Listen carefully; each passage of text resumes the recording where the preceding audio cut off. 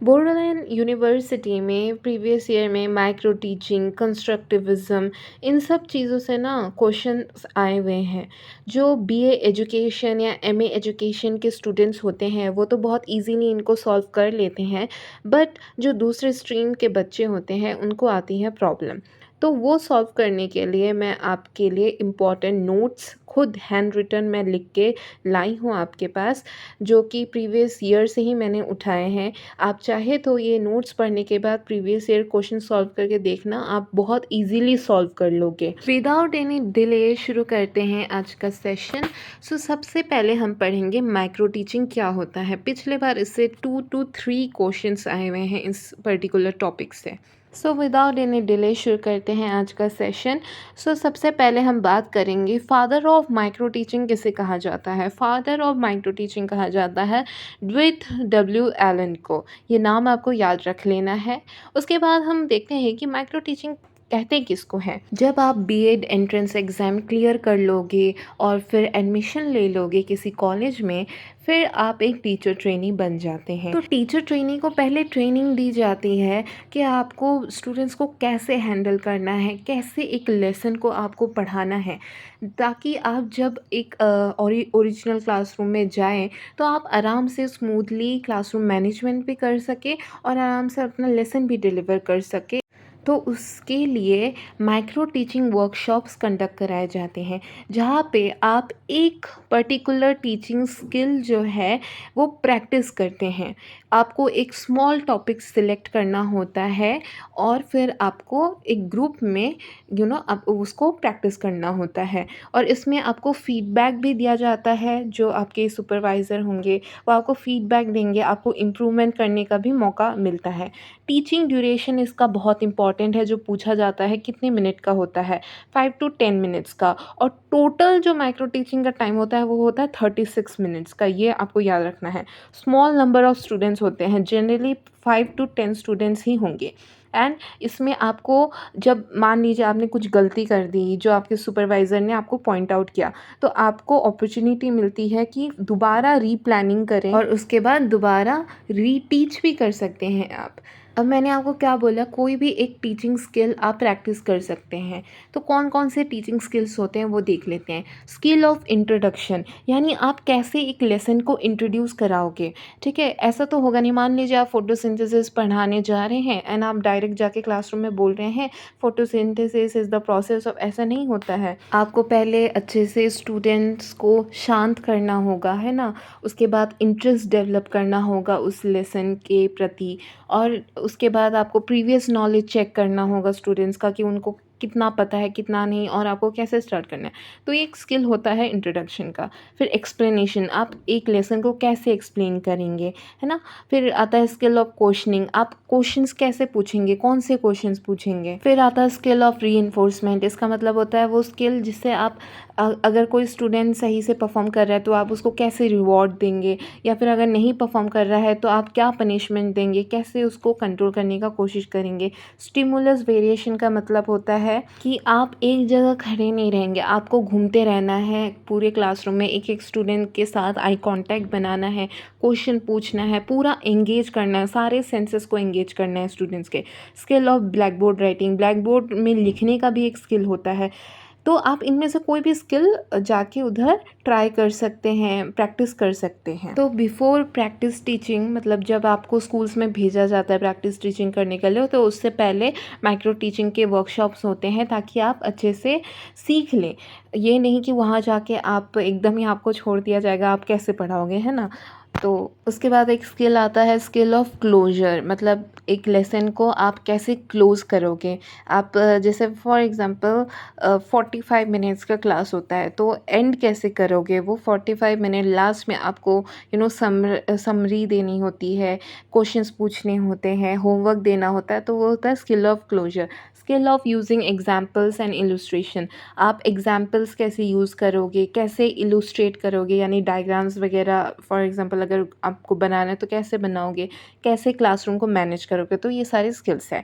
उसके बाद आते हैं एक और इम्पॉर्टेंट टॉपिक, वो है कंस्ट्रक्टिविज़म। इससे भी क्वेश्चन आया हुआ है पिछले साल।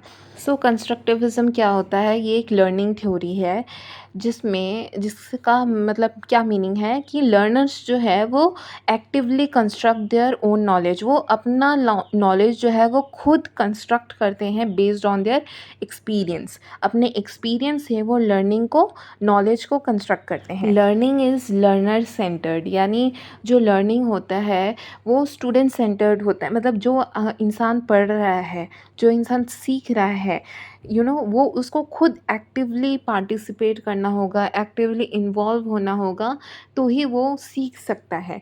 नॉलेज इज़ कंस्ट्रक्टेड, नॉलेज खुद कंस्ट्रक्ट किया जाता है, ना कि ट्रांसमिट किया जाता है अकॉर्डिंग टू दिस थ्योरी। और learning occurs through real life experience, यानी रियल लाइफ एक्सपीरियंस जो है उससे हमारा लर्निंग होता है। फिर देखते हैं दो टाइप का कंस्ट्रक्टिविज़म होता है। एक तो कॉग्निटिव कंस्ट्रक्टिविज़म जो कि जीन पियाजे ने दिया था, और एक था सोशल कंस्ट्रक्टिविज़म। इसके बारे में भी हम पढ़ेंगे। जीन पियाजे और वाइगोत्स्की दोनों से ही क्वेश्चन आ चुके हैं। अब देखते हैं कॉग्निटिव डेवलपमेंट थ्योरी जो कि दिया था जीन पियाजे ने। ठीक है, तो जीन पियाजे एक स्विस साइकोलॉजिस्ट थे। उन्होंने क्या कहा था कि learning is an active process. Learning जो है वो एक एक्टिव प्रोसेस है। उनके कुछ कॉन्सेप्ट्स हैं जिससे क्वेश्चंस अक्सर बनते हैं। सबसे पहला है स्कीमा। स्कीमा क्या होता है? स्कीमा होता है mental framework used to organise knowledge, यानी ये पैकेट्स ऑफ इंफॉर्मेशंस होते हैं जो आपके ब्रेन में होते हैं। फॉर एग्ज़ाम्पल, आपने एक कार देखा, वो एक पैकेट ऑफ इंफॉर्मेशन आपके ब्रेन में बन गया, तो उसको स्कीमा कहेंगे। फिर आता है assimilation, adding new information to an existing schema. जब हम एक न्यू इन्फॉर्मेशन ऑलरेडी जो स्कीमा बना हुआ है हमारे दिमाग में, उसमें जब ऐड करते हैं तो उसको बोलते हैं एसिमिलेशन। फॉर एग्ज़ाम्पल, एक चाइल्ड को पता है कि जो एप्पल होता है ना वो रेड कलर का होता है, ठीक है, लेकिन बाद में उसने क्या देखा एक दिन कि उसकी मम्मी एक ग्रीन एप्पल लेके आई, तो उसको पता चला एप्पल जो है वो ग्रीन भी होता है। तो उसने क्या किया, अपने एग्जिस्टिंग स्कीमा में एक नया इन्फॉर्मेशन ऐड कर दिया कि एप्पल सिर्फ रेड नहीं होता, ग्रीन भी होता है। फिर आता है एकोमोडेशन। एकोमोडेशन में changing an existing schema to fit new information, यानी नया इन्फॉर्मेशन फिट करने के लिए हम जो पहले से जो स्कीमा बना हुआ है हमारे ब्रेन में उसको कम्प्लीटली चेंज कर देते हैं। फॉर एग्ज़ाम्पल, मान लो आपने कुछ गलत सीख लिया हो बचपन में। आपने सीखा कि जैसे फॉर एग्ज़ाम्पल कोई बच्चा बचपन में जिसको नहीं पता होता है, वो कई बार क्या करता है ना, वो चीता को लेपर्ड बोल देता है या लेपर्ड को चीता बोल देता है, लेकिन जब वो बड़ा होता है तब उसको पता चलता है लेपर्ड और चीता तो अलग अलग होता है। तो ये क्या हुआ, accommodation, changing an existing schema. उसके बाद आते हैं 4 स्टेजेस इन्होंने बताए थे डेवलपमेंट के। पहला स्टेज था सेंसरी मोटर स्टेज, जो कि जिसमें कौन कौन आते हैं, 0 से 2 साल तक के बच्चे, यानी 2 साल तक के जो बच्चे हैं वो आते हैं इस स्टेज में। और इसमें क्या होता है, सेंसरी मोटर से ही आप पता लगा सकते हैं। लर्निंग जो होता है वो सेंसेस से होता है, यानी जो बच्चे होते हैं वो देख के, छू के, सूंघ के, स्मेल से ऐसे सीखते हैं। फिर आता है प्री ऑपरेशनल स्टेज। इसमें कौन से बच्चे आते हैं, 2 साल से लेके 7 साल के बच्चे। Language develops and symbolic thinking. तो लैंग्वेज जो होता है वो डेवलप होना शुरू होता है, जैसे आप बोलना सीख जाते हैं। फिर सिंबॉलिक थिंकिंग। फिर आते हैं कॉन्क्रीट ऑपरेशनल स्टेज। इसमें क्या होता है, 7 से 11 साल तक के बच्चे होते हैं और लॉजिकल थिंकिंग जो है वो डेवलप होने लगती है, लेकिन कॉन्क्रीट ऑब्जेक्ट्स को लेके। कॉन्क्रीट ऑब्जेक्ट्स क्या होते हैं, जो आप देख सकते हैं। कॉन्क्रीट मतलब ऐसी चीज़ें जो आप देख सकते हैं। फॉर एग्ज़ाम्पल, जैसे मान लीजिए नंबर्स हैं, वो बच्चे देख नहीं सकते, तो उसको हम एब्स्ट्रैक्ट कहते हैं, है ना। लेकिन अगर हम बच्चों को ये सिखाना है, एडिशन सिखाना है, तो हम कैसे सिखाते हैं कि मान लो तुम्हारे पास 2 एप्पल है और मैंने तुम्हें 2 एप्पल दे दिए, तुम्हारे पास कितने एप्पल हुए, तो 4, क्योंकि वो एप्पल देख सकता है। तो एप्पल देख सकता है तो वो कॉन्क्रीट हो गया, और जो नंबर्स है वो नहीं देख सकता, तो वो एब्स्ट्रैक्ट है। फॉर्मल ऑपरेशनल स्टेज आता है, उसमें 11 से लेके जो बड़े बच्चे होते हैं 11 प्लस बच्चे, तो वो आते हैं इसमें, और इसमें abstract and logical thinking develop होता ही है। यानी जो चीज़ें स्टूडेंट्स नहीं देख सकते हैं, तो वो भी वो पढ़ सकते हैं, सोच सकते हैं। जैसे थ्योरीज़ वगैरह हो गए जो वो नहीं देख पाते हैं, लेकिन उनमें वो समझ डेवलप हो जाती है। तो ये था जीन पियाजे थ्योरी ऑफ कॉग्निटिव डेवलपमेंट। आगे इसका पार्ट 2 आएगा, तो बने रहिए। वीडियो पसंद आया तो लाइक कर दीजिए। और इन टॉपिक्स से रिलेटेड प्रीवियस ईयर क्वेश्चंस मैंने ऑलरेडी अपलोड किए हुए हैं, तो आप वहाँ जाके सॉल्व कर सकते हैं। मेरा एक प्लेलिस्ट मैंने अपडेट किया हुआ है, उसमें जाके आप देख सकते हैं।